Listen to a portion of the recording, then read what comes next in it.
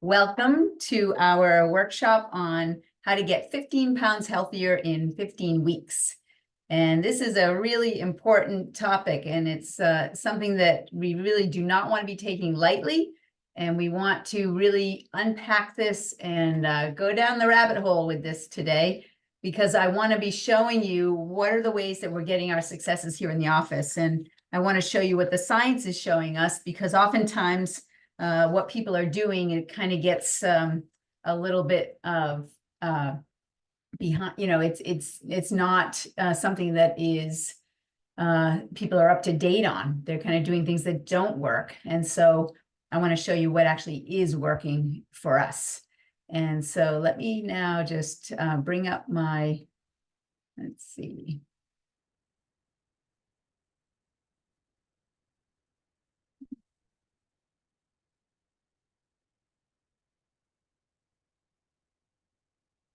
All right, I'm nearly there.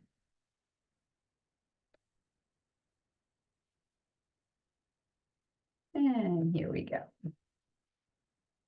All right, so I'm going to go right into the slideshow from the beginning, from the top. All right, here we go.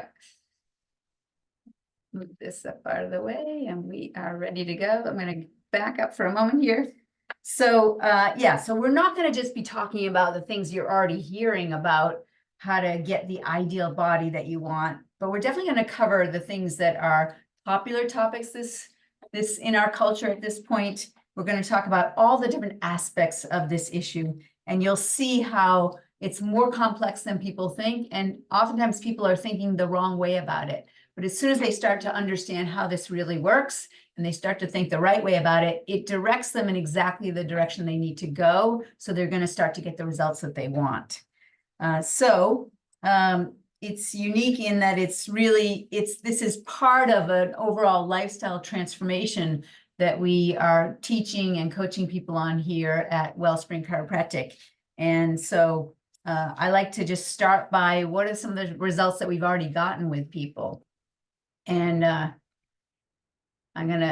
let's see, that one keeps popping up. So let's actually go there first, because it certainly is the popular topic in our culture these days, is the wonders of Ozempic. And I think the other one's called Wegovy. And so, it doesn't take much to just turn that leaf over and look a little deeper. And there's all kinds of problems with this approach of using Ozempic for weight loss. And I'm just going to briefly touch on a smattering of them, but it's a problem when there are lawsuits that are being made against the manufacturer of this drug. And so what is it that people are concerned about? So this is a real concern. There's the media that is raving about it, and they want to get every age, including children, on it. And one of the problems with it, there's two big problems. One is it's so expensive. And the other problem is once you're on it, you can never go off of it, or the weight just comes right back with a vengeance. And so some of the side effects that people are experiencing when they're taking Ozempic is the potential for thyroid cancer, anxiety, depression. There's something called Ozempic personality that includes something called anhedonia. Anhedonia is a fancy way of saying no longer interested in things that used to cause pleasure. That does not sound like a very good quality of life. And I think people that are struggling with obesity, they may really enjoy eating food. It's very pleasurable for them. So this is one of the successes for Ozempic, is to just get their whole experience of their life, just dampen it down. I'm concerned about this because the other side effect is loss of libido and suicidal tendencies, right? If you're not enjoying your life, like, what direction is this heading, right? It can paralyze your stomach, which can lead to blockages in your intestines, which can kill you. It can cause chronic diarrhea. The opposite of a blockage is that you can't stop it. And there are lawsuits from people who are experiencing chronic diarrhea where they can't work because they go to work, they have to bring a change of clothes with them because They are having accidents like every day, every single day. They can't control it, right? Oh my gosh, miserable. It leads to addictions, and it leads to heart conditions. And the last one, I don't know if you can see it. I'm going to move this bar out of the way here. Let's see there.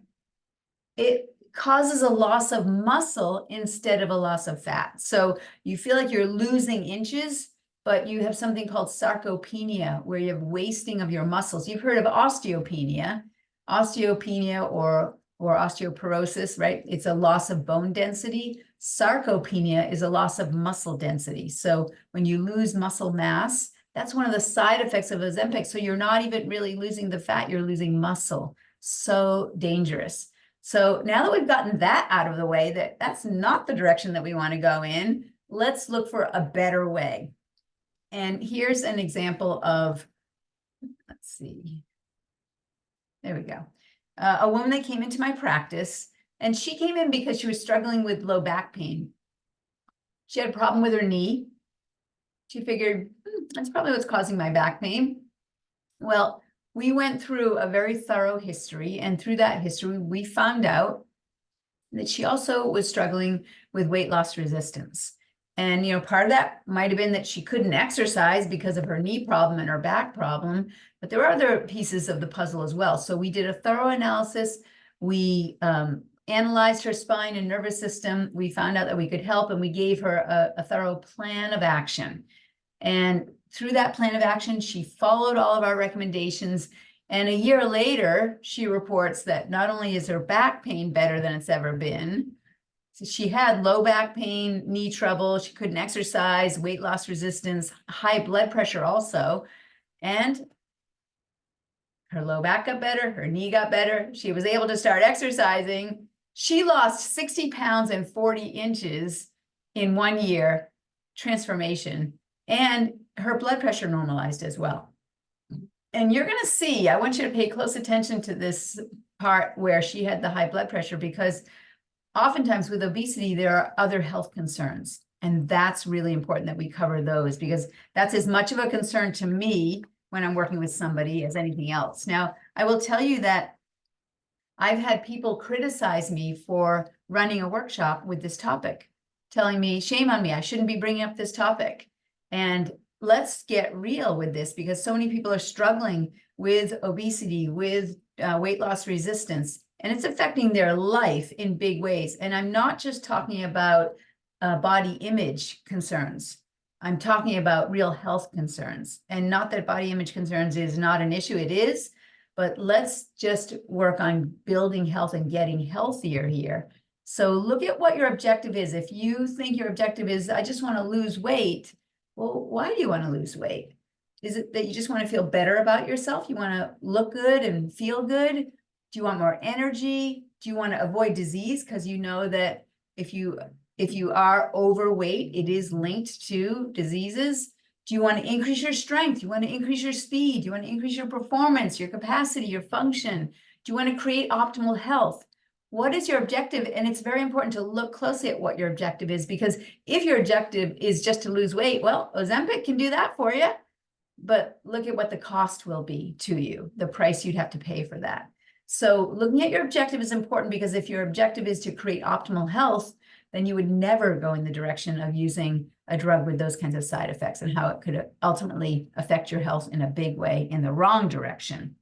So it's really important that we do establish for folks really what is your objective. And if your objective is to get healthier, then what I'm going to be presenting to you tonight is exactly the direction you're going to want to go in. So if you are curious about whether or not we can help you as you're listening to our program, feel free to just send us a text, 15 and 15 consult, and we're happy to set up a phone call and go over what your specific details are, so we can really understand what's going on for you and understand whether or not we can help. So feel free to do that. If you want to take a snapshot or a screenshot of this slide before I move on, then feel free to do that. All right. So what exactly is optimal health? Well, we would want to be measuring it. And so we want to start by just measuring biomarkers, because that's the sign of what your functional level is. And then as you're getting healthier, we would be measuring those biomarkers to see, are you moving in the right direction? Increased performance, that would be an example of optimal health. And having a healthy appearance would be part of optimal health. Looking good, feeling great, functioning better.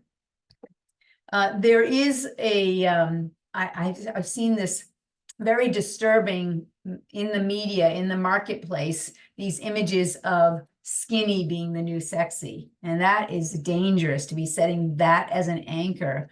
Never mind what age you are, but especially for our younger generation, for them to have that as an anchor, very dangerous. We need a better way. And I say, let's establish that better way to healthy is the new sexy rather than skinny. Healthy is the new sexy. Who's with me here, right? Let's start a campaign that this is the direction we want to go in, and we could be saving lives in the process. So the brutal facts are that obesity is an epidemic, and it is troubling, but it also is telling us something. Adiposity, which is another way of terminology using it, it's caused by poor diet, inadequate physical activity, and oftentimes that's where it stops, of just looking at, oh, I just have a heavy body type and I just want to feel good about the image of my body. But what we have to do is look downstream. What are the actual risk factors that come along with obesity and adiposity? Things like hypertension, dyslipidemia, diabetes, and those are the cardiovascular consequences are very real if people are carrying around too much weight. Cancers increase with obesity as well. So increased risk of cancers, and that comes from the lifestyle that usually leads to obesity is going to be one that is also leading to carcinogenic activities and behaviors. And of course, type 2 diabetes is rampant. Nearly 90% of individuals with type 2 diabetes are also overweight. And there's been a dramatic increase in overweight, but also a dramatic increase in type 2 diabetes at the same time. And so those two things are linked. So when we think of obesity, the downstream conditions are heart disease, diabetes, and cancer. And we really want to look closely at that, because this is the thing that's going to affect your health. Even if you have a great body sense of your body image, you have to look at how it's affecting these other organ systems. And let's just acknowledge that we just came through 3 or 4 years of a pandemic that severely affected our quality of life. And for a lot of people, they became more sedentary during this time, which was the opposite of dealing with a health threat, the opposite thing that you want to do.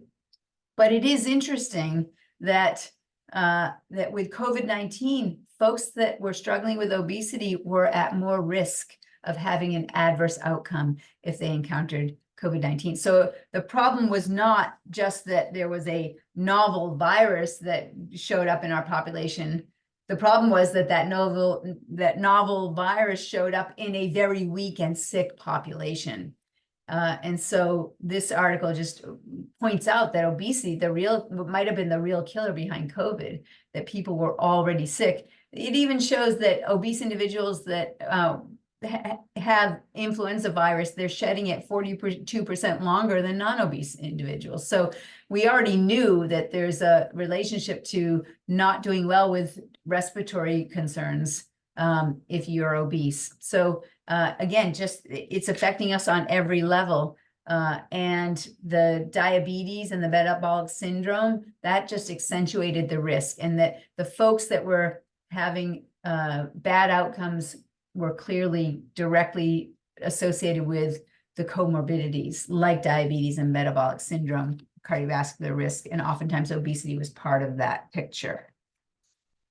And so if we did have an initiative to actually just help people build health during this time, that we actually could have saved hundreds and potentially thousands of lives just by helping people to get healthier during this time. And thinking about the next pandemic that's coming our way, what did we learn from the last one? Let's just start working on getting everybody healthier and building health. So the sooner that people come to terms with the fact that fat it means sick. It actually does mean sick because it's affecting your organ systems. And we just need to call it what it is. Obesity is the linchpin for the chronic diseases that are crippling our community. And we've been normalizing obesity, and we just need to set the record straight. What people are currently doing is not working because all we're seeing is an increase in obesity. And so if you keep doing what you've been doing, you're just going to keep getting what you've been getting. So we really need to recognize that fat is a symptom, or more accurately, it's a sign. So a symptom is something you feel, a sign is something that you can measure. And so it's a body signal. For everything, it's a body signal that you're moving away from health. And so we need to just start to pay attention to that. And if you don't get this, you don't have a chance of addressing this. So you have to just get your head around this. What obesity really stems down to is a chronic hormone imbalance. That's really where it all stands. Adiposity, another word for extra body fat, it's a symptom of chronic hormone imbalance. Hormones and enzymes are what regulate fat storage. And so you have to regain that hormone balance, and you do that through specific lifestyle changes and choices that are going to directly impact that hormone balance if you really want to conquer this and address your both weight and health issues. So it's really a perfect storm where we see people making toxic and deficient food choices, and then you add to that an imbalance in their energy. So both the energy, and when I say imbalance, I mean the energy expenditure and the energy intake. So a sedentary lifestyle and then excessive calorie intake is creating an energy imbalance. And then we add to that chronic social stress that keeps the cortisol levels high, and that pushes more and more inflammation and more fat storage, and lack of sleep, chronic exhaustion. It's the same thing. All those things are pushing fat storage. And the result is weight loss resistance. So we really need to recognize that this is an all-encompassing thing. It's not just about do all of this the same way, don't change anything, but now just add a drug like Ozempic that you think is going to be the answer. You have to be actually addressing all of these pieces. So these are the stresses that are playing out with all these other factors. And so if we were to just look at it as a three-legged stool, weight loss resistance is linked to inflammation. And this three-legged stool is going to be, the three factors are looking at the microbiome in the gut, looking at your genetics that you've inherited, the DNA, and then looking at the stressors that you're exposed to. And so we need to first look at healing and sealing the gut as one of the strategies that needs to be addressed. We need to fix the cell, and I'm going to talk about that in a moment, what I mean by that, so that we are optimizing our DNA. And we want to then address the stresses that are happening. And remember that when we look at the DNA, some people think of the DNA as kind of like the brain in the cell, but I want to just unpack that. I want to geek out a little bit with you, and I want to have you understand that the brain of the cell is not the DNA. And so we're going to look at that in a minute. So we'll circle back around. But basically, the DNA is going to, the brain of the cell is the membrane. It's the outside of the cell that determines what's going to happen to that DNA, how that DNA is going to express. Is that DNA going to upregulate or downregulate? So if you have people have genetic tendencies where they are just much better at storing fat. They look at a cupcake and they gain weight. Like you've heard that story. And that can be a genetic aspect that has been passed down to them. But it was passed down for a reason, because it actually had a survival advantage. And that advantage is that when we look at our ancestors, the only stressors they had for the most part were short-term. A tiger shows up, or a thunderstorm blows through, or someone's coming after their mate. It's a short-term thing. And then you just handle it. You handle the shelter, you handle the weather, you handle the threat, and then it's done. The only chronic stress that our ancestors had was famine. That was the only chronic stress that they had. And so our body was designed to actually deal with that. So that when a famine came up, if you had the genes that allowed you to store fat more easily than anybody else, who's going to survive? So there's a survival advantage to be able to conserve and store fat. We don't have any mechanisms for abundance or toxic foods that we're putting in our body. We have survival advantages for if there's a loss of food, but we were never in an environment where there would be too much food that we could have thrown at us through the window of our car that we didn't have to go out and hunt for. And so specifically, we just don't have the genetic capabilities of managing malnutrition and overabundance of food.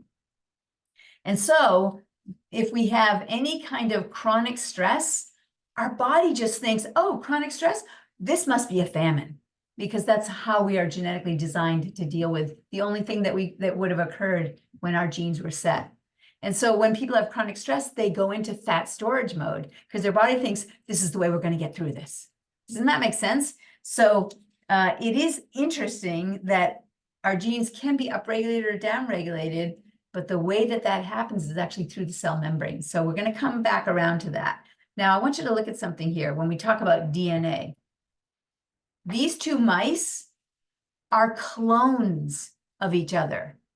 They're not just twins that got similar parents. They are clones. They have the exact same DNA. They are bred and cloned that way. But they're so different. How could that be? The difference is they have a different microbiome. They have different flora in their gut. They have different bugs in certain relationship and balance in their gut.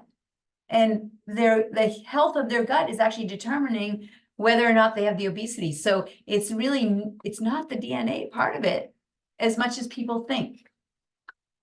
The one that's obese has a bug, a microbe called Methanobrevibacter smithii. Say that 3 times fast. Well, that particular, when that shows up in somebody's gut, it actually makes folks crave the wrong foods and it triggers inflammation. Amazing, right? Who would have thought? So we have to look at healing the gut. And so some important things to consider are foods that contain lectins. Lectins are bad.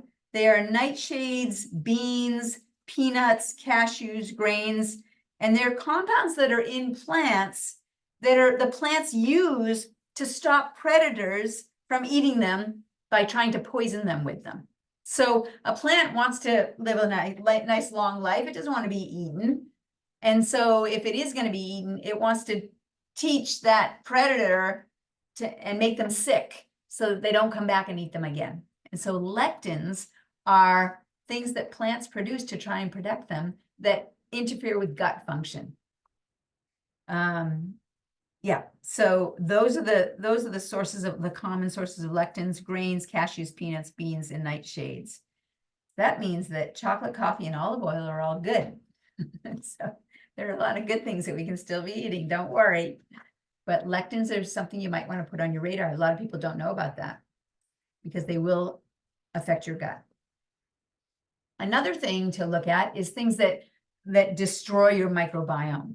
And so things like antibiotics are going to wipe out the good bugs, and it can take up to 2 years to reestablish the same diversity that you might have had before a round of antibiotics.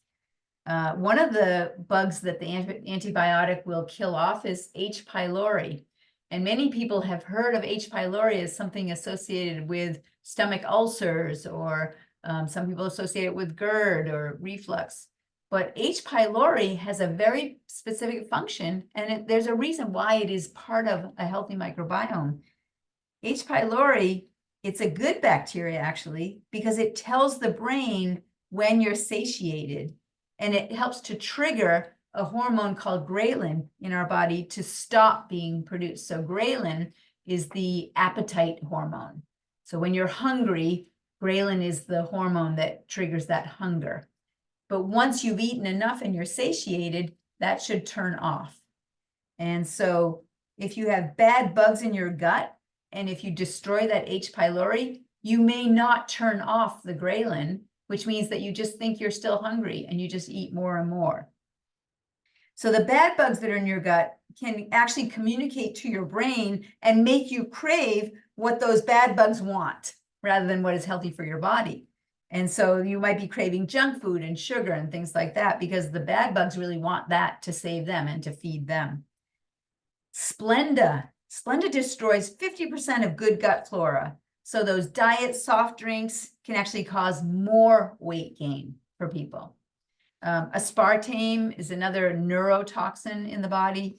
I had one fellow who he felt like he was doing everything right. He's exercising like crazy. He's doing intermittent fasting, and we're going to talk about that in a moment as well. But he wasn't losing weight. And so when we looked more closely at his diet, he was drinking this diet Fanta. And he thought it's diet. And he was drinking like 15 of them a day. And it was just upsetting his gut flora, and it was undermining all of his goals. And so once we nailed that and he removed that, the weight just started to drop off of him. And he was just incredibly amazed at what we were able to do just by removing that. We also got him to do a little bit more vigorous working out with the panting and sweating, because he was doing the same walk over and over again, which was a really long walk, but his body had gotten used to it. So we're going to cover that in a little bit later too. All right. Weeding, seeding, feeding the gut. So when it's time to heal the gut, first we have to weed out the bad bacteria, and then we want to plant the seeds of the good bacteria, and then we need to feed the good guys so that they proliferate and the bad guys don't come back. So prebiotics are really important. And let's look at what some of the foods are that will actually provide the nutrients that you want that are going to be able to feed the healthy microbiome. So we just need to simply make sure we're feeding the good bugs, and then they can sort out the bad bugs in most cases. So here are the foods that are great for feeding the good bugs. And so, again, if we look at what are these, jicama, asparagus, we can see Jerusalem artichokes, onions, dandelion greens, garlic, leeks, acacia powder, and chicory root. So chicory root is a good source of inulin, which is so important, and acacia, those are really great ones that are prebiotics that feed the healthy gut microorganisms that we want to. And inulin and acacia are also antifungal, so they're going to get rid of some of the bad bugs. Now, we talked about the importance of fixing the cell. And so I just want to geek out a little bit here with you. And the idea of it is this, that you could be at the gas station with the gasoline ready to fill the tank. And if you don't actually get it into the gas tank, you can be pumping and pumping, and it's going everywhere except in the car. If it's not getting into the car, you're not going to have the fuel that you need. And so the cell has to get a message from the outside that's going to then trigger what the DNA on the inside needs to do. And so it's the cell membrane that is the key piece here. And if there's too much inflammation in the body, the cell membrane can get inflamed, and then we stop getting the communication between the outside substances, the hormones, and how that can affect the inside of the cell. So let me just show you that in a little bit more detail. So we see here's a cell. The inside of the cell has the DNA, which also has a membrane around it. And then the mitochondria, which is the ATP is the fuel. So the mitochondria is the energy factory so every cell is going to have the DNA and the energy factory. Now, in order for the energy factory to know that it needs to do something, needs to produce, it needs to get communication from the outside. So the way that happens is the cell membrane has these receptor sites of all different substances, and it's like a lock and a key. So you could have a lock that has a hole in it, but if you have the wrong key, it's not going to work. So that lock is a certain shape, that receptor site is a certain shape, and it's waiting for the key, which is a certain hormone or substance, that when that lock and key engages, that will then send a signal right into the DNA of the cell to give it instructions on what to do. So the DNA is more like a blueprint, but the brain is the membrane of the cell where the directions are given to that blueprint to express itself or to be quiet. So vitamin D, for example, would be one of the receptor sites that we would want to engage to have a certain function be triggered. Thyroid hormone would be another one. Testosterone, progesterone would be other ones. Insulin would be another one. Cortisol would be another one. The leptins, which are satiating hormones. The ghrelin would be another one for the appetite hormones. Vitamin C would be another one. So there's just all kinds of substances that are going to then influence how that cell will express its function. If we have inflammation around the cell membrane, not only do these messages not come in, but the body can't get toxins out. And so things just start to bounce off. And it's like the gasoline's out here, but it's just being poured all around out here. It's not actually getting in. And the waste products in the cell can't get out. And so that's why we have to fix the cell by addressing inflammation in the body. So how would we know if we did have any inflammation in the cells? There's actually a test that we can run. The omega-3 index is one of the cellular inflammation tests that we have right here in the office. And the reason why we're measuring omega-3 is that the cell membrane is made of proteins and lipids, proteins and fats. And we need to have two types of fats. We need to have plenty of omega-3 fats, which keep the membrane fluid. And we need some of the omega-6 fats, which keep it with some structure to it. If we have too much of the omega-6 fats, the cell membrane gets rigid.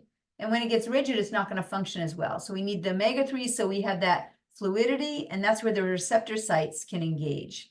So we can actually do a cellular inflammation test to measure what your omega-3 index is. Do you have the right balance?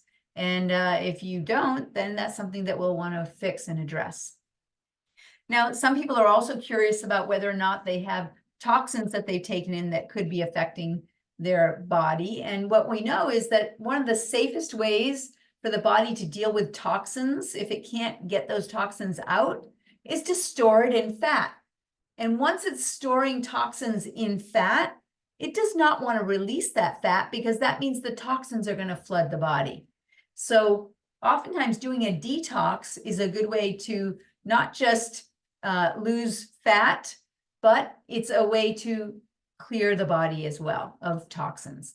And the reason why people oftentimes lose weight when they're detoxing is because they're finally getting rid of the toxins and the body doesn't have the need to hold on to that fat. So weight loss resistance, sometimes it's because there's an overload of toxins in the system. There is a neurotoxic questionnaire that we offer people can take, and that can give you an insight on whether or not you might also have some toxins that need to be addressed. If you want us to send you a copy of that, just send us a text, NTQ, neurotoxic questionnaire, and then we'll ask you for your email, and then we can email it to you. If you're in the practice already, you can certainly ask at the front desk, and we can have one waiting for you when you come in as well. So the omega-3 index plus test, again, it's a blood test. It's just a blood spot test, so it's just a finger prick. And then it tells us about the percentage of the omega-3 fatty acids, the EPAs and the DHAs, and they're in the red blood cell membranes, but it's a representative of what's in all the other cell membranes as well. And so there's a certain desirable range of 8 to 12% as an indicator of overall health.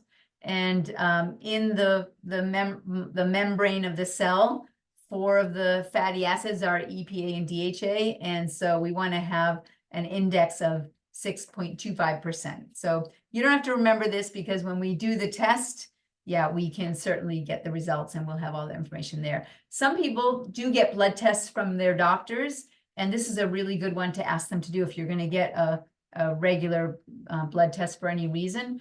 Ask them to do an omega-3 index plus test as well. So what's the solution here? How do we regain control of our hormones? And it's got to be a multifaceted approach. That's what's important here, is that you have to be looking at all the different pieces to it. And so what are those pieces? Food quality, So you have to be eating good quality food. You have to look at the quantity of the food that you're eating. You have to look at the rhythm of when you're eating, and then your activity levels. So we're looking at that energy balance piece. We all want to look at social stress, and we want to look at sleep patterns.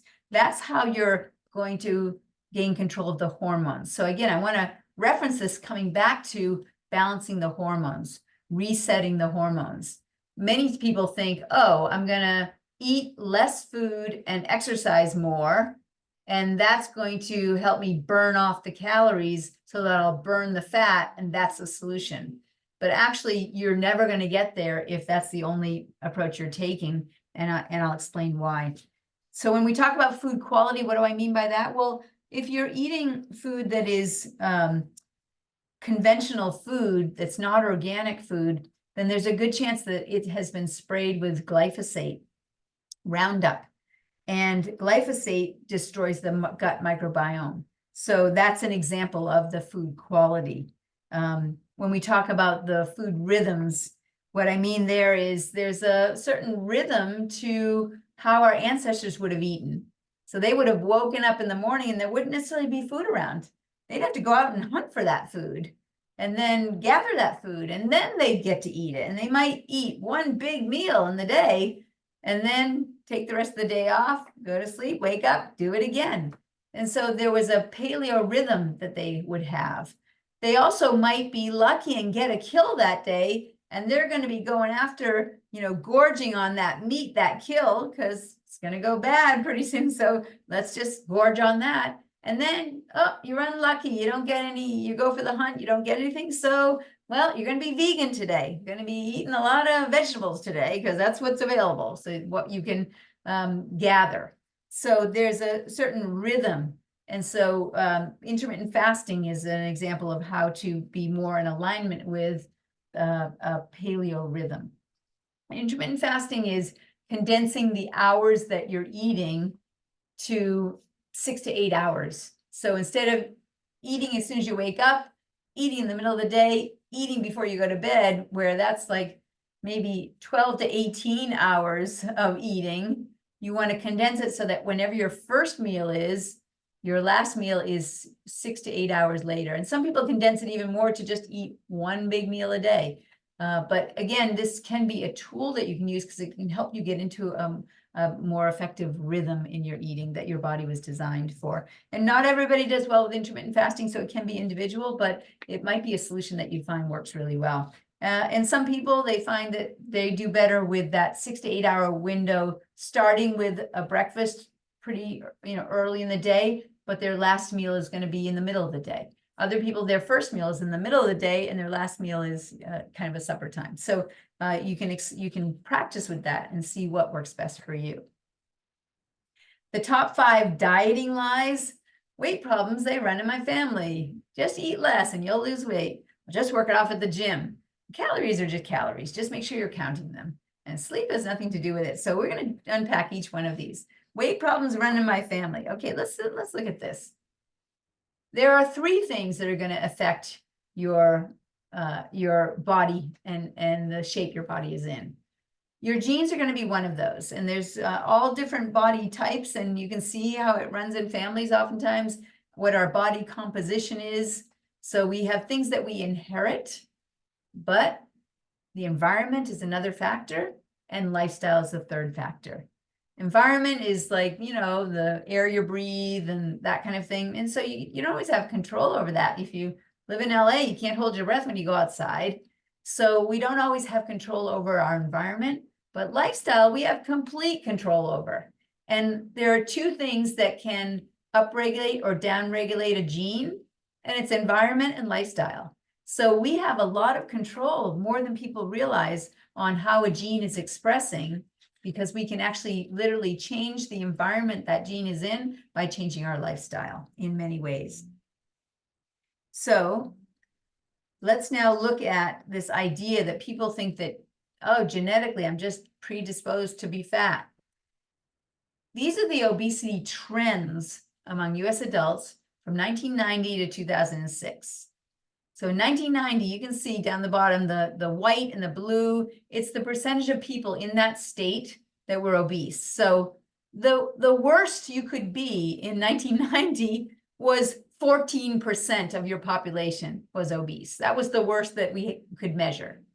By 1998, just 8 years later, it had crept up to 19% and 20 to 24%. You could see it happening there. And we no longer had, well, the white was no data. So we had data now everywhere. By 2006, there's only one blue state, and that was, I think, Colorado.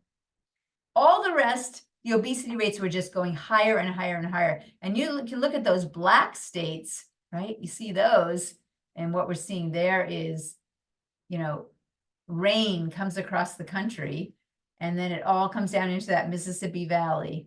And that's where most of the glyphosate is all concentrating. So they call that Cancer Alley, but it's also where there's the most concentration of glyphosate being found. And so that's that's going to affect obesity rates in that area. So when we look at how fast we had that, it's like a hockey stick inflection point there. Genes do not change that fast. Our genes have literally not changed at all since 1990. And in fact, have changed very little for 3,700 generations. So our genes are pretty stable. We got what we got for good reason, because it works. It has benefits to us. But what did change?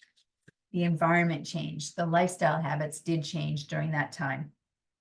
And we can look at Donna and her results.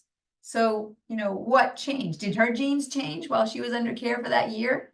No, but her lifestyle did change. So your lifestyle is all about how you eat, how you move, and how you think. And so it's all about the environment that you're in, the relationships you're in, the strategies and the choices that you're making. It's the 10,000 choices that you're making all day long that are the ones that are going to really affect whether your genes are upregulating or downregulating. And so let's just be straight here. If we think it's genes and we're looking at body composition, right? Healthy comes in all shapes and sizes. So there are people that are ectomorphs, that are very skeletal, and that's their genetic predisposition. There are mesomorphs that are the more muscular folks. And there are the endomorphs that are the rounder folks. But there's a healthy version of all those types. So we have to kind of get rid of the idea of the concept of ideal weight, because any of these could be an ideal weight. So what we really want to look at is function and how healthy the body is. So when we talk about, we are very specific in the name of this workshop being 15 pounds healthier. It is not how to lose 15 pounds in 15 weeks. It's how to get 15 pounds healthier. So we want to look at, you know, your body composition. What's the amount of lean tissue versus fatty tissue? Let's look at that and measure that. Let's look at what optimal ranges are, and then let's set some goals and look at biomarkers. So a scale is one biomarker that you could use. You could stand on that scale and measure your weight. That's one marker. I think it's the worst one to use.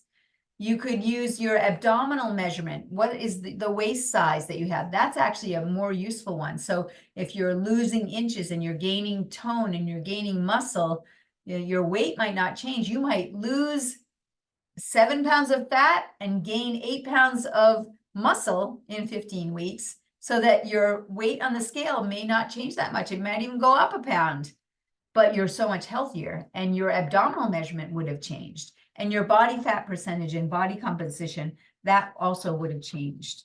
So when we look at abdominal girth and body fat percentages, using these as biomarkers, you know, there are some numbers that we're going to aim for, some targets that we're going to go for. And so the body composition is looking at the amount of lean tissue versus fatty tissue. So women are going to be a little bit higher than men as a healthy version of that. And so these are what some of the numbers are, that if you are doing the inches, measuring the inches, then it's going to give you what the optimal levels are and so on. So if you are curious about this, you can take a screenshot of this so you have it. if you want to refer back to it. Just eat less and you'll lose weight. That is a lie, because our bodies are really designed to sustain itself. Every cell is always trying to move towards health. And if you reduce the amount of food that's available, the cells are just going to have to get more and more efficient with what they do have, and they will do that. And so that's not the best long-term strategy. There is value to calorie restriction. Longevity is definitely linked to calorie restriction. But if you think that you can just eat less and lose weight, and that's the only thing you need to do, then you may be sabotaging your strategy, because it will impact your metabolism. It's really not sustainable to do this. And I had an employee at one point, and she had such trouble with the weight loss resistance, and it turned out that she was starving herself. And in the meantime, she was still staying in carb burning mode. And so it wasn't working at all. Her body was just kept trying to store fat, because she wasn't actually, when you're doing carb burning, you're doing fat storage. Those two things are linked together. And so she had to make some changes where she actually was feeding herself with good nutrients that were not necessarily carbs, so that she could achieve the goals that she had. So food deprivation is going to fail. It's just not sustainable. It's like saying, oh, I'm going to just hold my breath for a little while. Your body won't let you do that. It's not sustainable. And so if you try to just not eat, your body's going to just change the metabolism so that it's going to go into survival mode. And it's not only that, it can be short-term torture, that you then come off of it and then you're so hungry, you've lost your willpower, and then you just eat again, and now you're fluctuating up and down. So yo-yo dieting is definitely not a good tool to use. It actually gets you gaining more and more weight every time, and it's very stressful for your organs in your body. Your body's intelligent, your metabolism is going to shift, it's going to slow down when you're in survival mode, and if you slow your metabolism, you're going to prevent your results. Now, having said that, there is value to fasting, and this is a study of one fellow. When you ask the question, how long could you do a fast? This guy, he was 27 years old, and he weighed 456 pounds. Talk about obese. This guy was huge. He water fasted, meaning he only drank water. He ate no food at all for 382 days. For more than a year, he only drank water. And in that process, he was being monitored medically, and they were measuring his blood levels and so on. So they were watching him to make sure he didn't get into trouble. He lost 276 pounds. He hit his target weight of 180 pounds, and he never gained it back.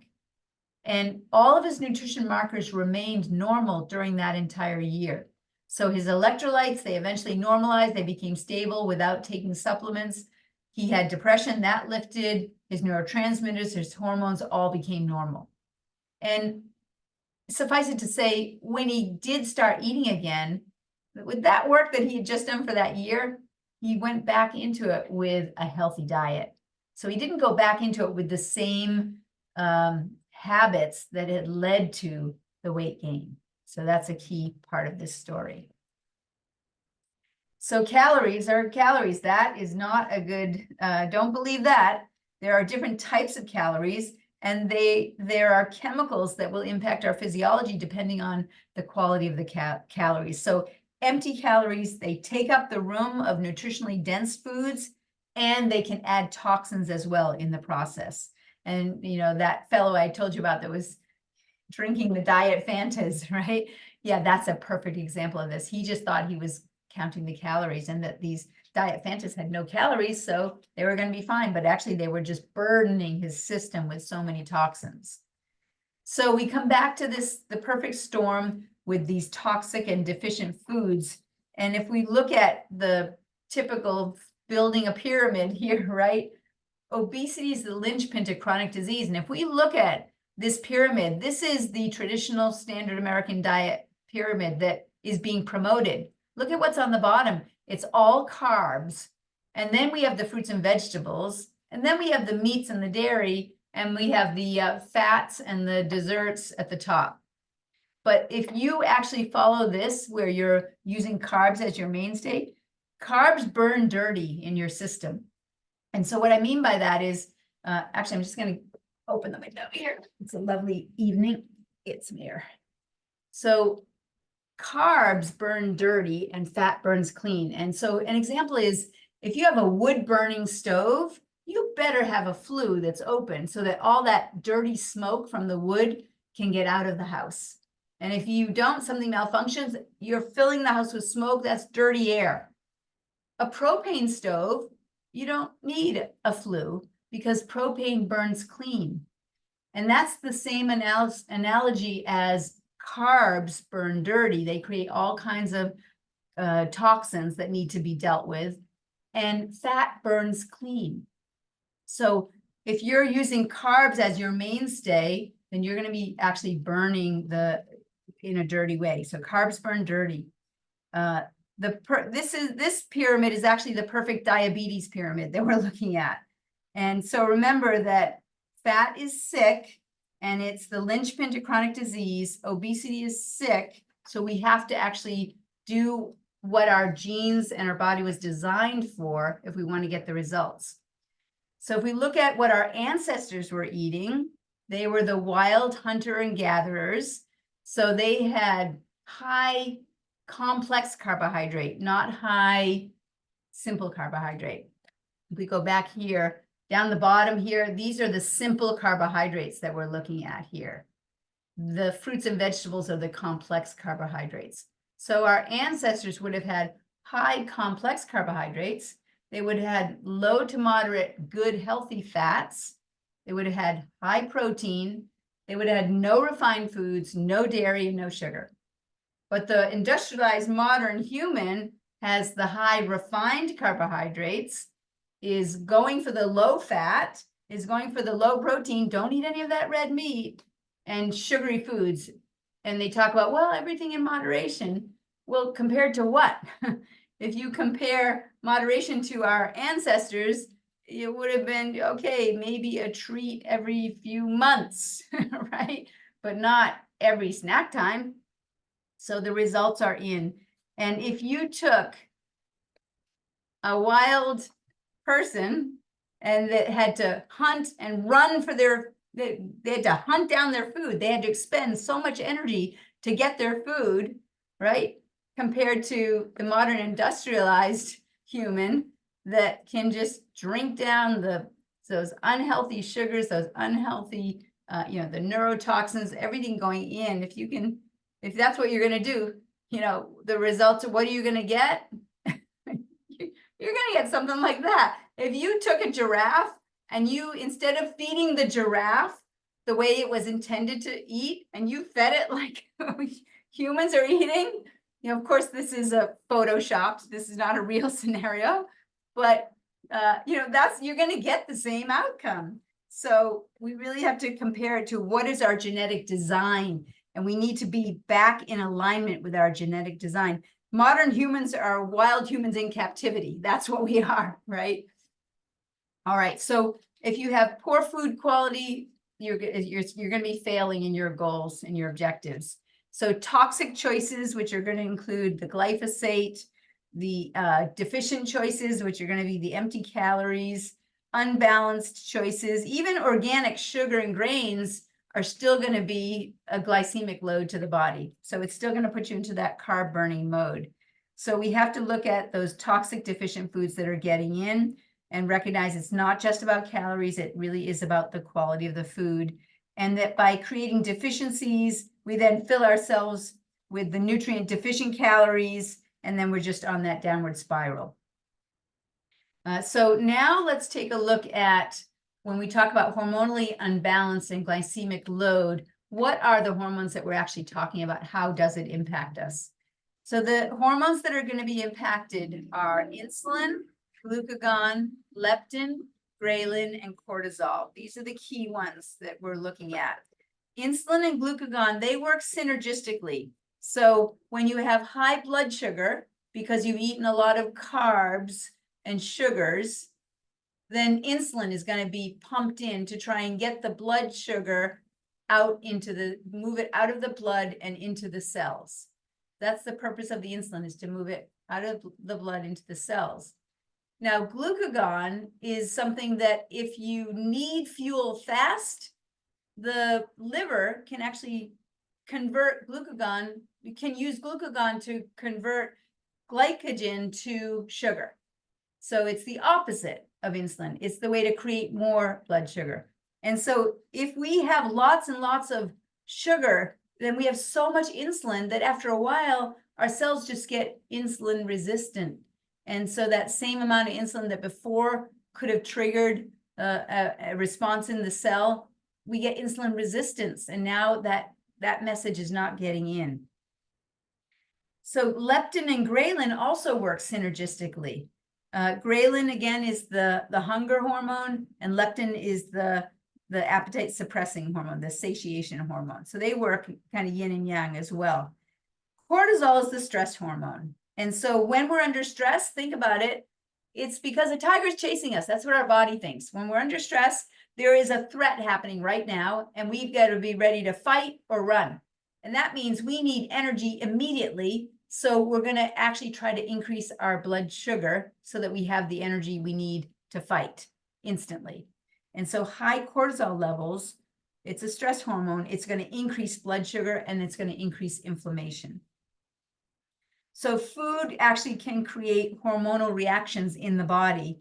And so we want to look at how the food that we're eating can be impacting all of these hormones. So what is it that causes our hormones, including insulin, which is a fat storage hormone? So fat storage means you're going to, instead of burning fat for fuel, you're going to store it away for the next time you're going to need it.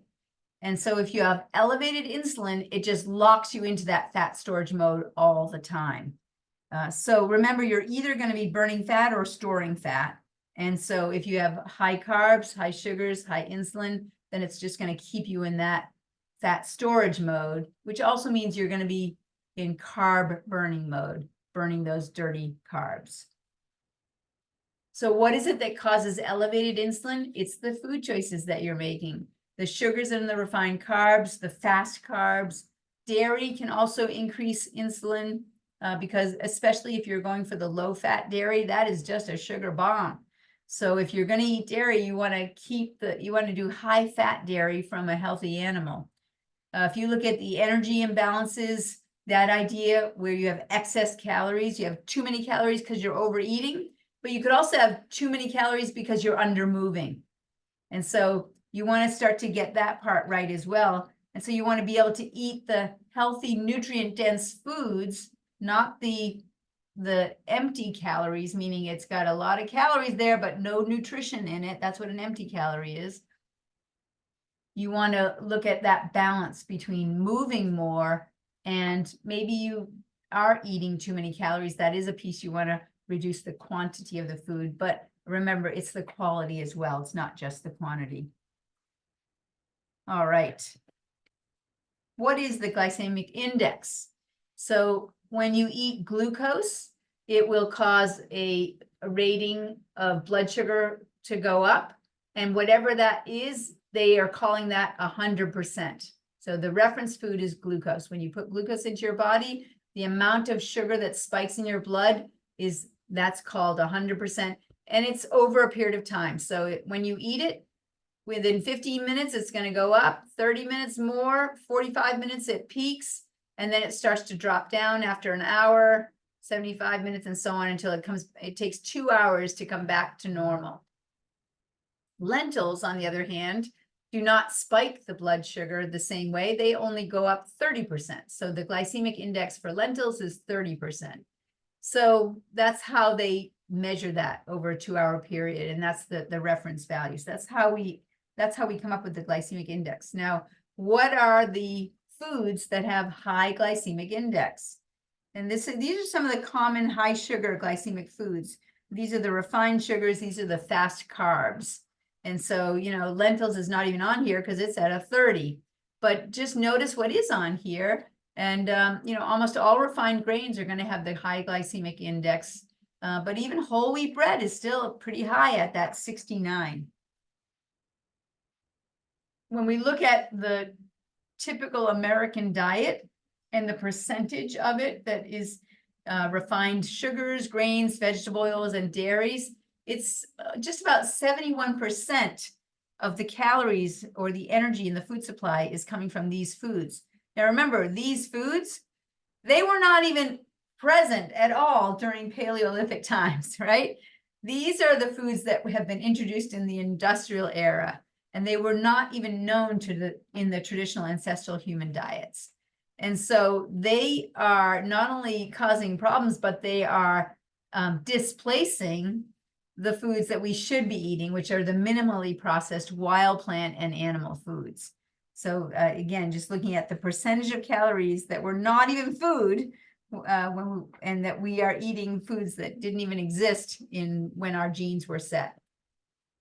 And so these foods, again, they compromise over 70% of the energy in the typical Western diet, but were unknown in ancestral human diets. And what are those foods? The breads, the cereals, the rice and pasta, the dairy products, refined vegetable oils, alcohol, fatty meats, because it was really lean meats that they were eating at that time, and the added salt, the refined sugars. The only sugars they would have had was honey.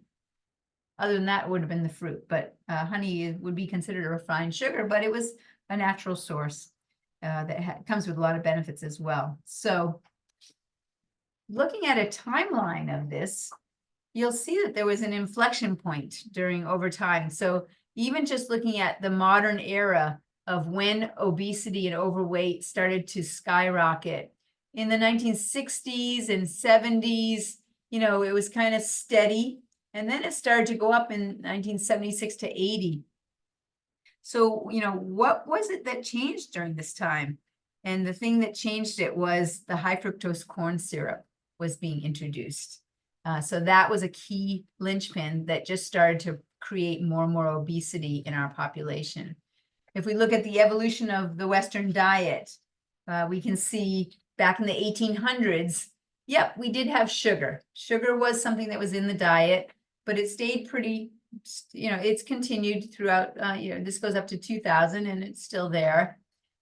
It wasn't until we started to have meats that were not grass-fed anymore, that were the feedlot meats, where the animals were not going to be healthy anymore, that started to increase the obesity rates. And then we looked at adding more and more refined grains. So in the old days, everybody ate the whole wheat and the whole grains. We didn't do that refinement of grains. But when it came to the general population getting it in the 1880s, we can see obesity going up. The refined vegetable oils, and then the hydrogenated oils that we added in 1900.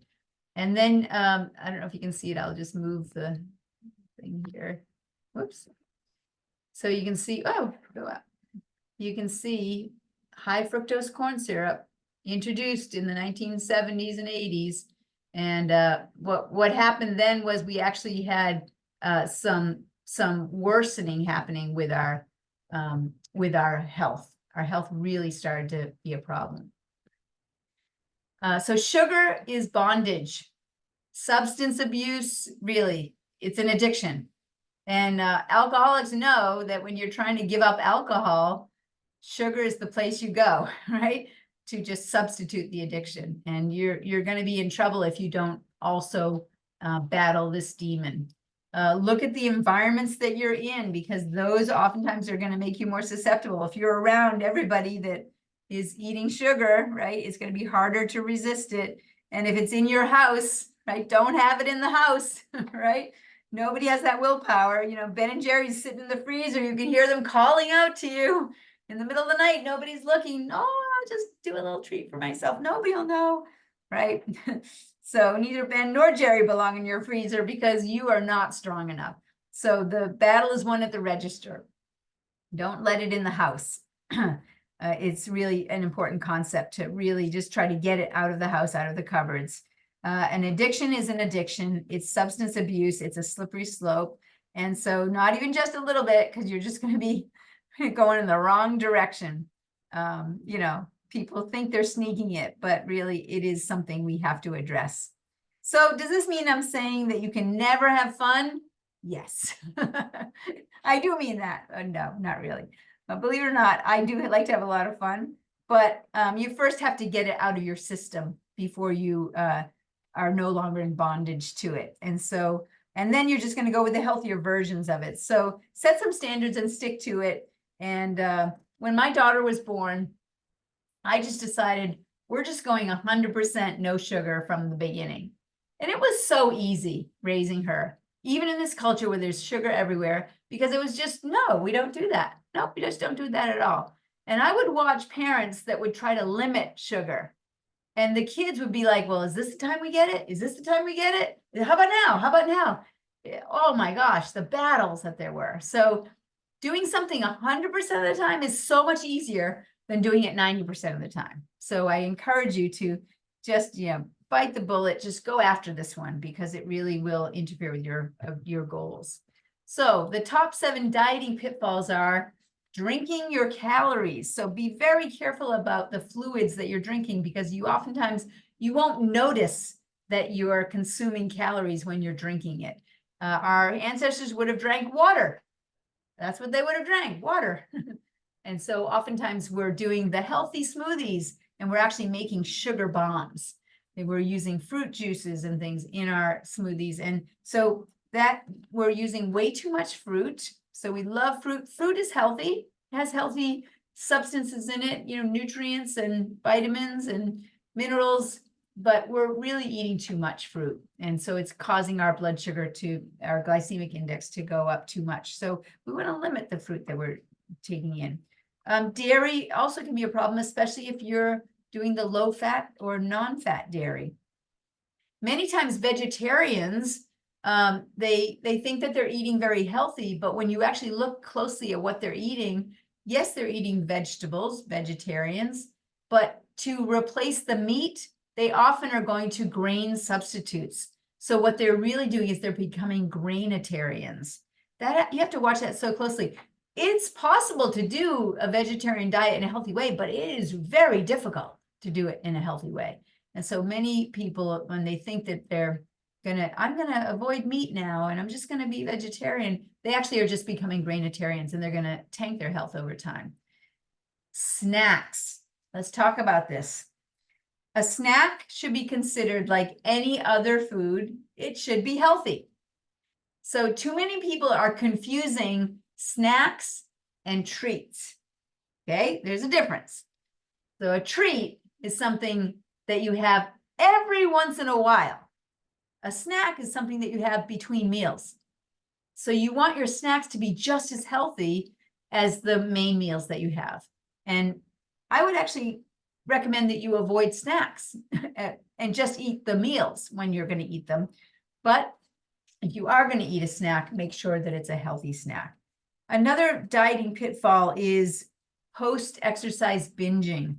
So, I just worked out. I can go eat anything I want because I just worked out. So you just went and did that spinning class. You probably burned maybe 200 calories, and then you go and stop at Starbucks and you get that mocha latte or whatever it is, and it's probably 700 calories. So please don't fall for that pitfall of thinking that just because I exercise, I can eat whatever I want. And skipping breakfast, for some people, it gets them into trouble because, especially if you're still carb burning, your carbs are going to drop, and within 2 hours, you're going to start just craving. And once you get into that sugar low, that hypoglycemic state, your willpower is gone. And then next thing you know, you're just eating anything you can get your hands on.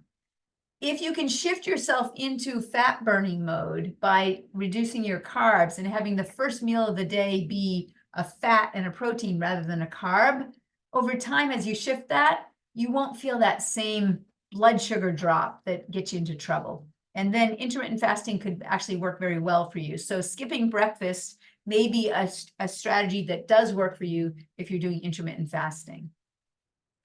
And now let's just look at the bonfire correct way of eating.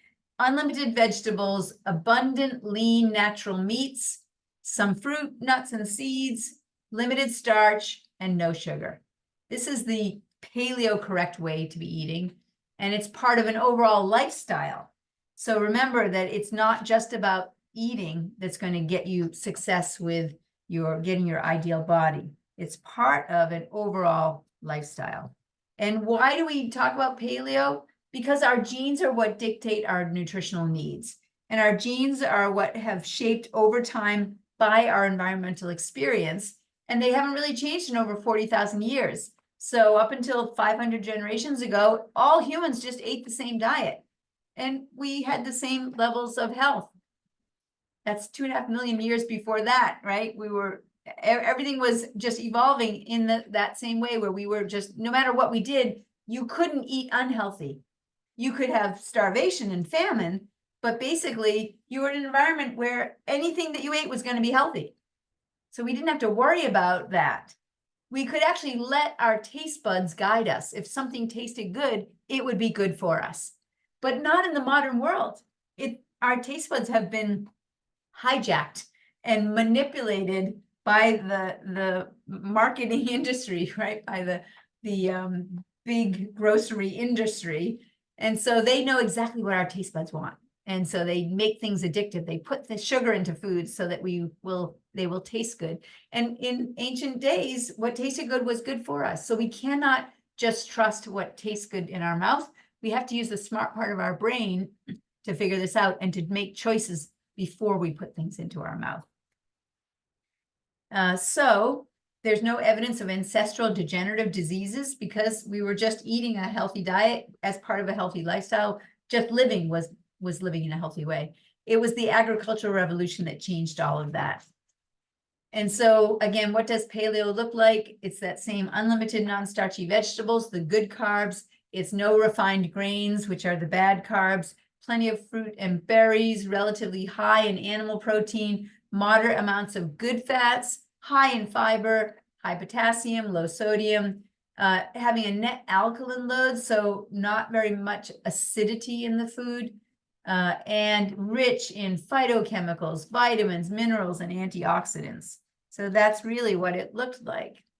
The zone diet is something else that people oftentimes use. It's very similar to paleo in its food choice recommendations. They actually go with being in zones or being in percentages. So 40% of the healthy carbs, 30% protein, 30% fat.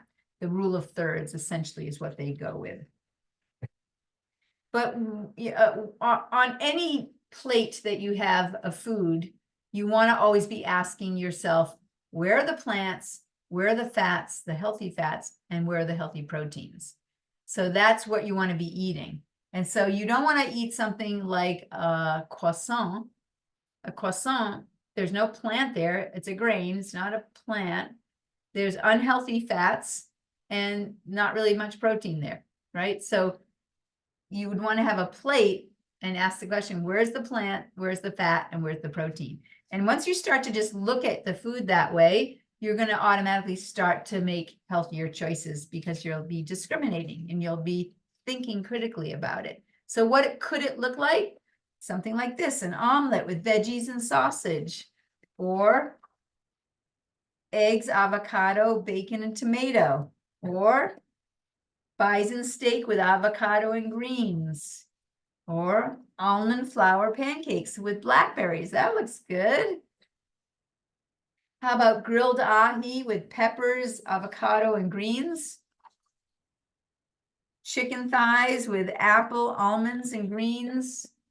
Swedish meatballs. Now, these Swedish meatballs would not have had grains in them. Sometimes people use breadcrumbs and things in their meatballs. These would not have had that. Might have had some almond flour if they were going to put some flour in there. Here we have wild-caught salmon and greens. We have shrimp and lobster tail with avocado. So those are the do's and the don'ts. Again, non-starchy vegetables, some fruit, meat, poultry, fish, range-fed eggs, natural fats, some nuts and seeds, and drinking water.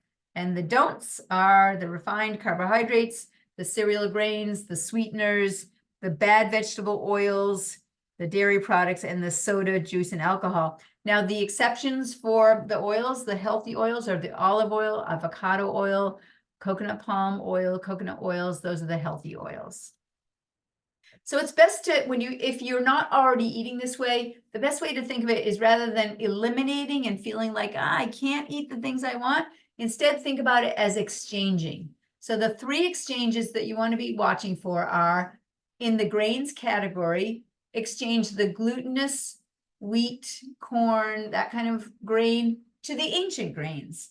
The ancient grains are buckwheat and quinoa and amaranth and spelt and things like that. Oats, rice, those would be some of the ancient grains.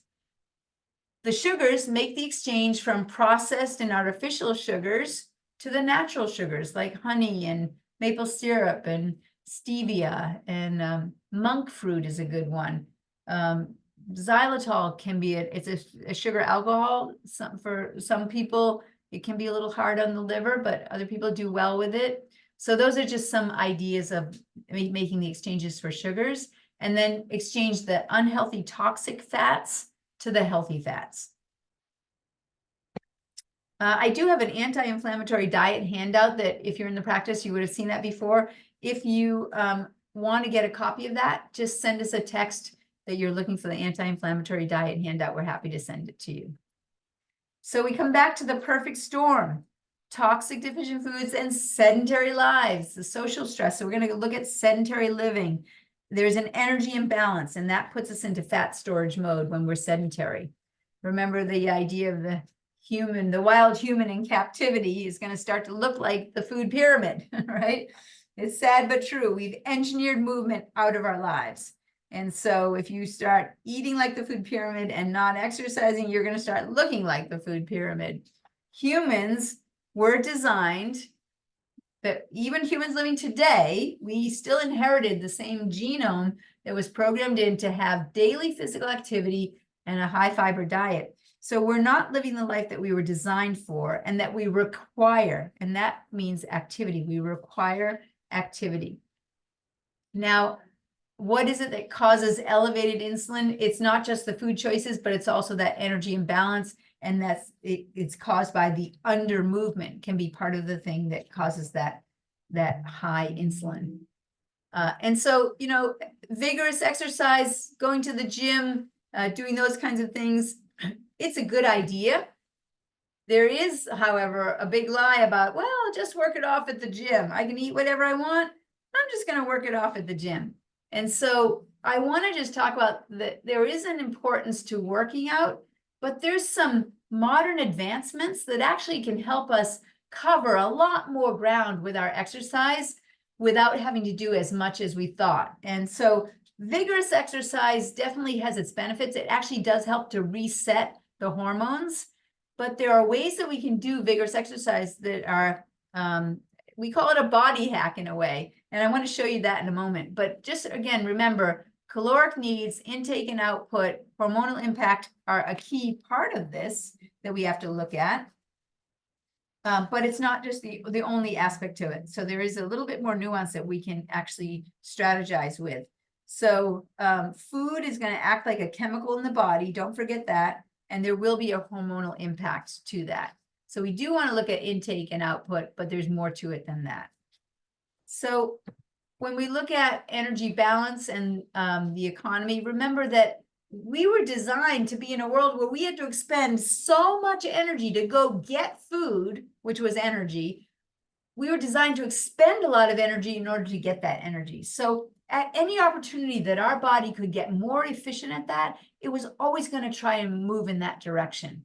If you were to expend all the energy and then add another hour of exercise, because you're going to exercise an hour a day, that would be suicide to our ancestors, because they were already expending so much energy. But in our modern lifestyle, we actually have to supplement our lifestyle with exercise. We have to plan exercise in.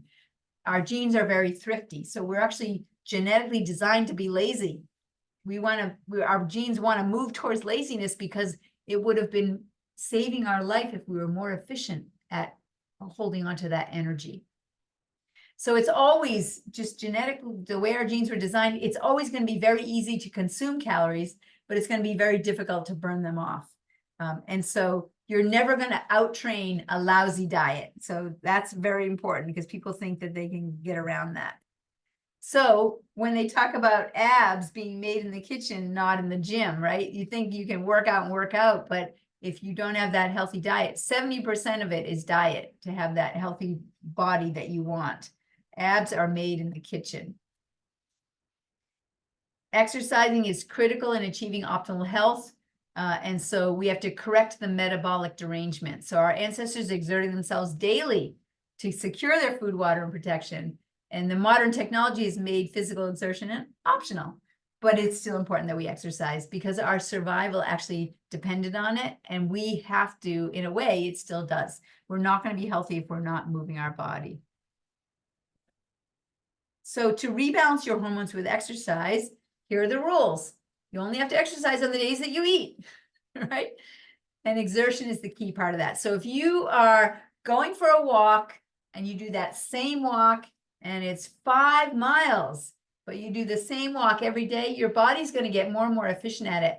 And so if you're not even breaking a sweat doing that walk, then you're not going to get the same benefit. You almost can't count it as burst exertion exercise. You can't count it as exercise because you're not pushing yourself. So you want to define exercise as something where you're moving, sweating, and panting.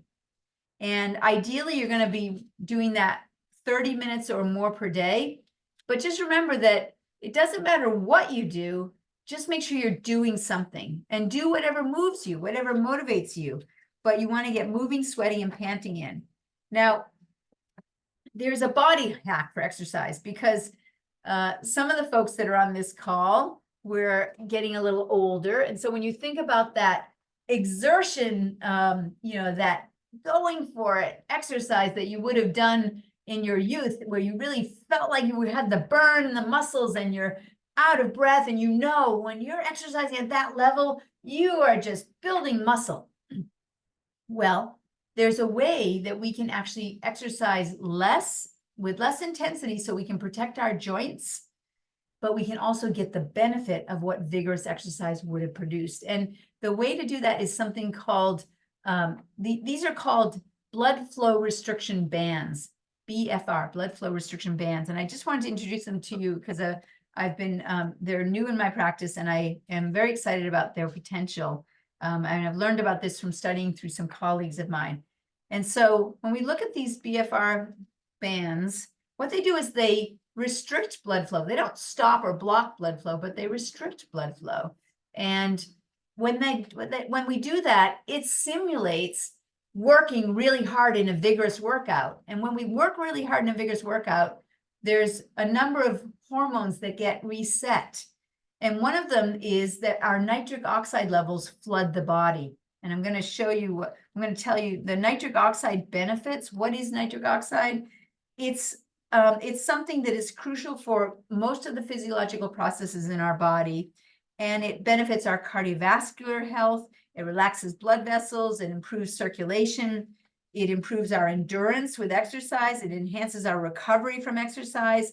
It's neuroprotective, so it helps to protect our nervous system from degenerative diseases like Alzheimer's and Parkinson's. It improves cognitive function. It helps our immune system. It boosts immune function. It's an antioxidant property to it. So it's goes against oxidative stress and inflammation. It helps wound healing. It has so many benefits. And so when we flood our bodies with nitric oxide, then it's going to help in all those different organ systems.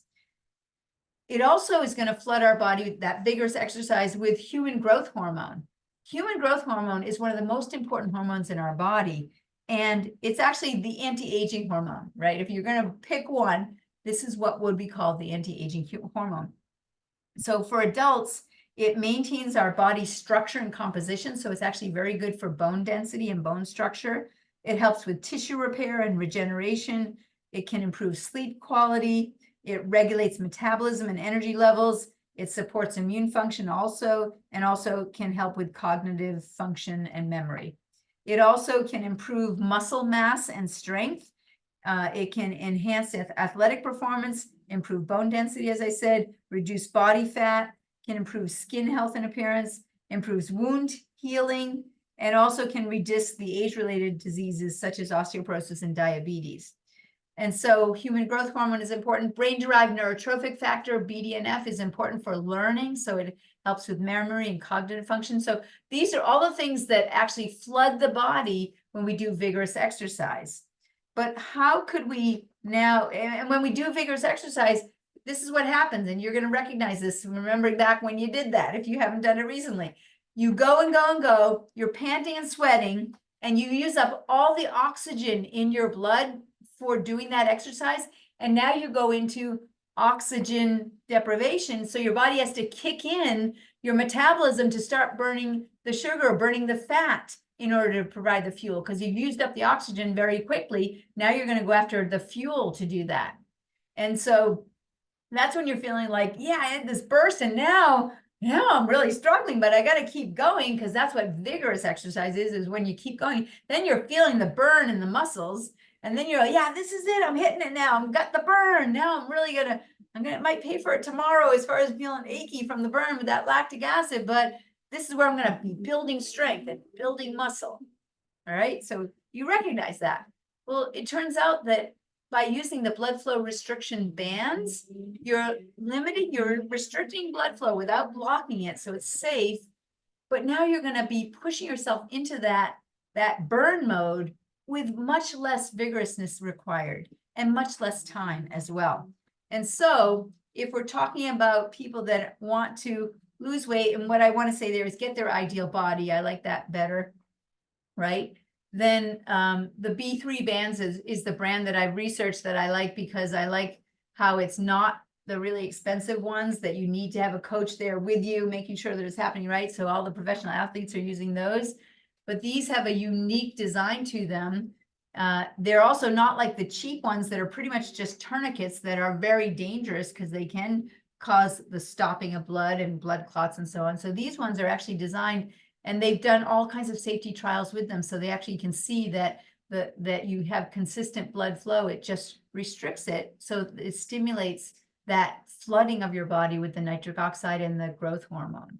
So once again, the human growth hormone, it actually increases your resting metabolism, which means that when you're done exercising, you're going to continue to burn more calories at rest. And so that's going to help you to get in shape faster. It also turns on lipolysis, which is fat burning in your body. So a lot of people notice that stubborn areas actually start to tone up quickly. It also elevates the growth hormone that helps you build more muscle. And so the more muscles you have, the more calories you burn, because muscle burns more calories than fat does. And also it reduces inflammation in the body. So a lot of people notice that they have painful nagging areas that feel better. A lot of people are also using it to treat things like neuropathy and other health concerns, old injuries that are not healing up. It seems to help them to heal. So I wanted to introduce them to you. And what does it look like to exercise with the bands? Well, instead of an hour of heavy weights, you do 20 minutes of light weights. Instead of 2 miles of walking, you can do half a mile of walking. Instead of 45 minutes of cardio, you do 10 minutes of cardio. Instead of an hour of aerobics and yoga, you do 20 minutes.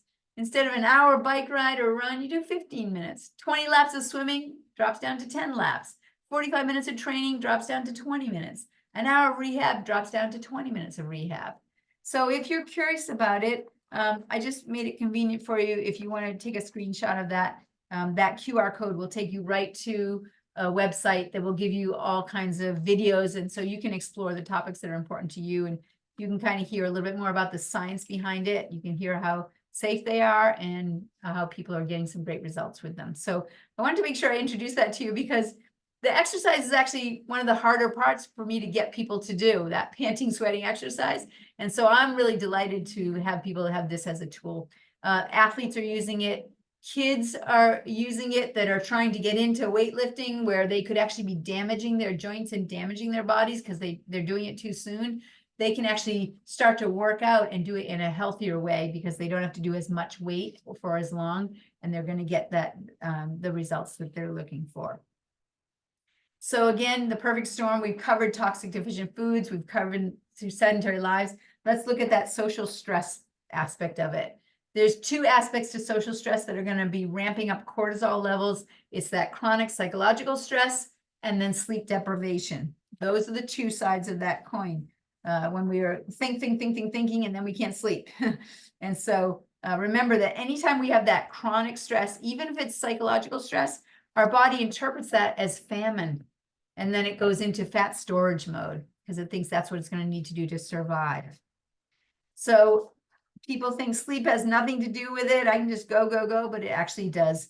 Sleep deprivation that interrupts your circadian rhythm. Your circadian rhythm is going to be affected by the light, the cycles of light in the day. So unnatural light is going to actually affect our circadian rhythm.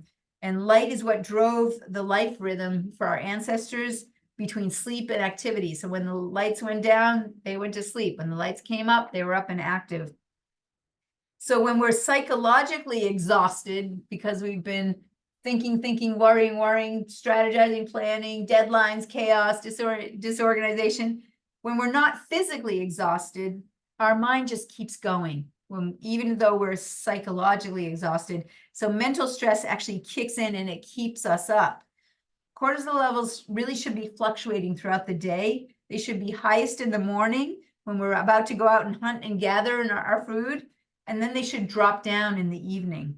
But with social stress and unnatural schedules and lighting and electronics, cortisol just tends to stay up chronically elevated. So the best practices for sleep are going to be addressing sleep deprivation. So looking at the cortisol cycles, we want them to be low at night and high in the morning. Looking at those unnatural schedules, the unnatural lighting. So if you have light, it makes the body think that it's summertime. It's light all day long. It's summertime.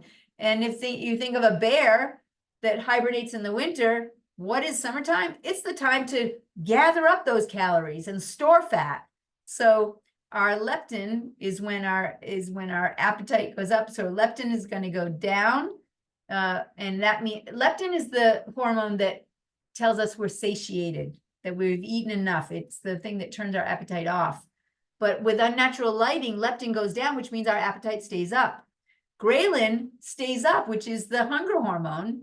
And so that makes our appetite up. Cortisol keeps us into carb craving mode. That cortisol goes up when we have unnatural lighting.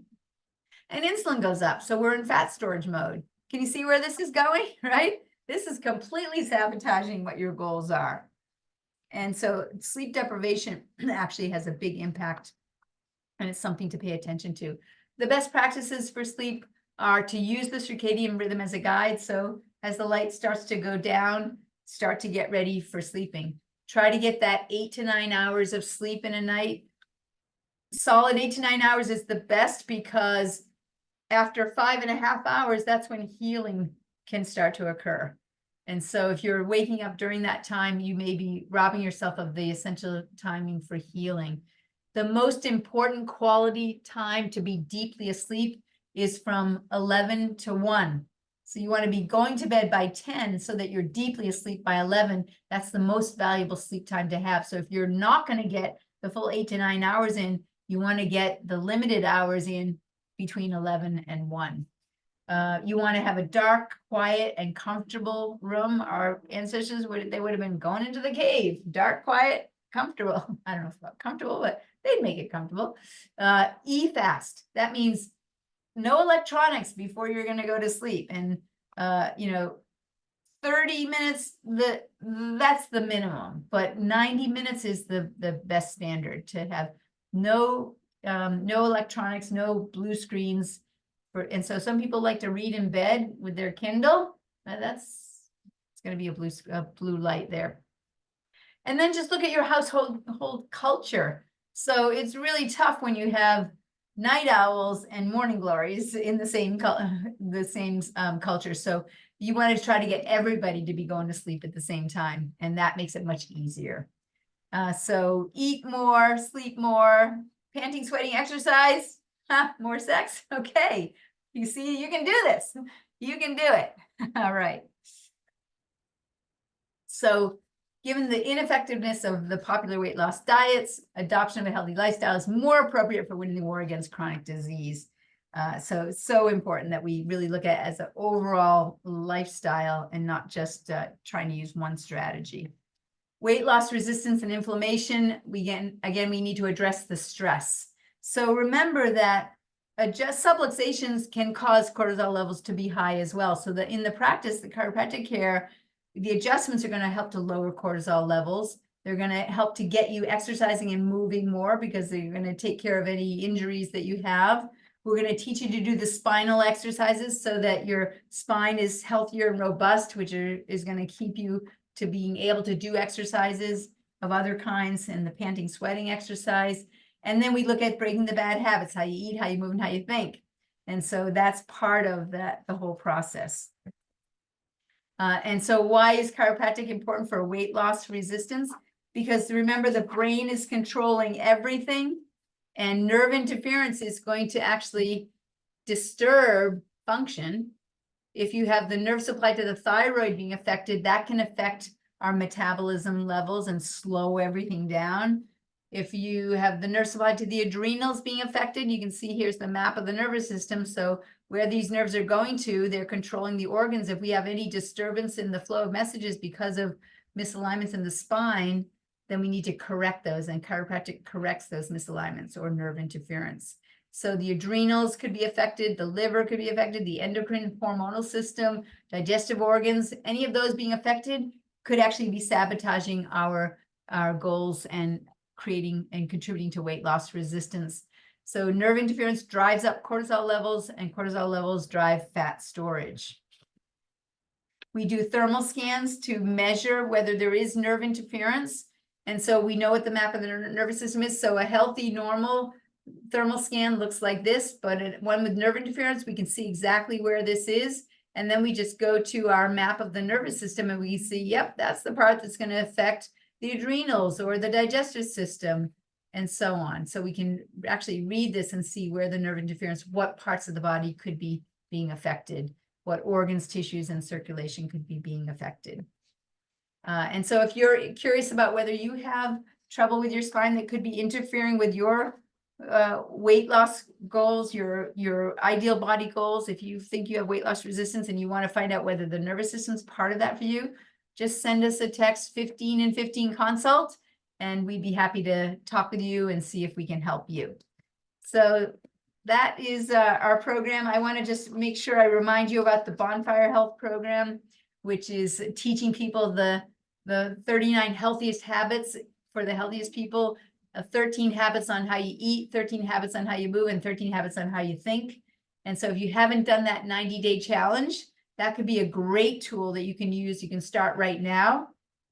And then you get 3 emails per week, 1 on each category, and just start doing those things. Again, just jump right in. Make sure you're taking some sort of action step. That's the key here. Sometimes you want to do a detox to jumpstart yourself. If you're thinking about that, we have detox programs in the office with standard process. That there's a simple way to do it. It's something called SB Detox Balance. You can do a 10-day program or a 28-day program. We have another one that's called the 21-day purification program. That one I see a little bit more weight loss with people that are doing the 21-day. It's a little bit of a different formula. So just let me know if you're interested in launching and doing that. It's a great time of the year to do a detox in the spring. And intermittent fasting, the very last topic here that I like to cover because people are asking about it. And that is, again, compressing the time of eating down to 6 to 8 hours in a day, eating breakfast or breaking the fast once you're hungry. So when you wake up, don't just do it because it's time to eat. Wait until you feel actually hungry, and then make sure that you're breaking that fast with a fat rather than a carb. So those are the rules, basic rules for intermittent fasting. All right, these are some resources for you. You can take a screenshot of this if you like, and these are the ones that are going to teach you more about the paleo diet, the bonfirehealth.com, which we just mentioned. CrossFit is great for exercising. Performance Menu is another paleo site for great recipes. Mark's Daily Apple, again, it's paleo-based. Paleocookbooks.com, paleodiet.com. So those are some good resources for you. So to help you on your journey. And again, if you are interested to schedule a consultation with us, please reach out. We'd love to see if we can help. So that is our program. And I'm going to just, I am going to end I'm going to stop the share, and I'm going to stop the recording. And then if anybody here still has more questions, I'm happy to answer them. So thank you, everybody, for attending, and I look forward to helping you out.